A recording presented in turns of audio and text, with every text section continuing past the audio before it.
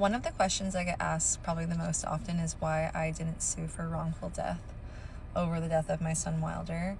And the answer to this question really is just that I was tired. I was so tired. Almost immediately after my son was killed, I went into fighting a year-long battle over custody of my daughter Dylan.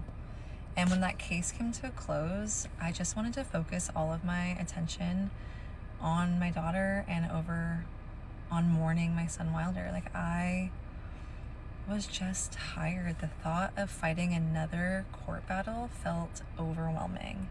And I did speak with many lawyers, and they all said that I had a case, but they all encouraged me to not pursue it, which I found so interesting. They all told me it'd be a very lengthy, a very expensive process, and he would likely only get a year or less behind bars. And I wanted all of my decisions to be in supporting my daughter Dylan and honoring Wilder's life, and I didn't feel like pursuing a civil suit was honoring Wilder. I just didn't.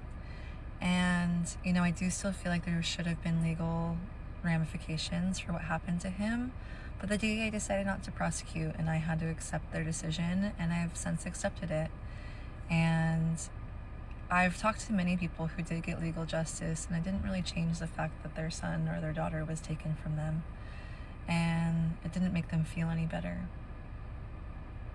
And sometimes I wonder if that's true, but maybe it was for them.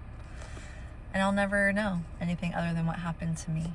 But I posted a video a while ago talking about how I have chosen to let go of my anger, and a lot of people are trying to remind me that I can still be angry and move forward in my life, and I do believe that that is true. But I also truly believe that if I was to continue to hold on to my anger, that it genuinely might kill me. The rage might consume me. And I want my quality of life to be better than that. And I want my ability to show up for my other children to be better than that. So I've chosen to let go of the majority of my anger. And it doesn't mean that I'm dismissing what happened to my son, or I'm saying it's okay by any means. But I'm choosing to miss my son from a place of pain as opposed to a place of anger, if that makes sense. And in order for me to support my daughter Dylan too, and her, is waking up.